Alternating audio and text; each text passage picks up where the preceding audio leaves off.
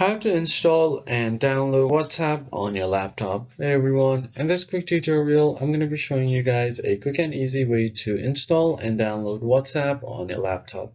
But before we begin, do not forget to hit the like button below and subscribe to our channel. On that note, let's jump right in. The very first thing you want to do is open up your web browser.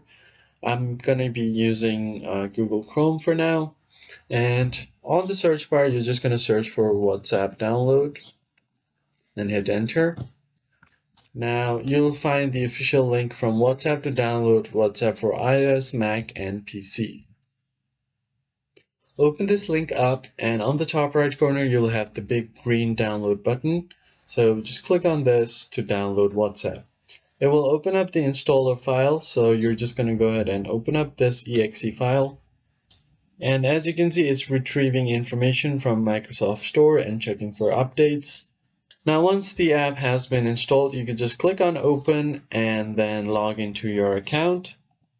And if you have set any backups, you could just reload your chats on WhatsApp.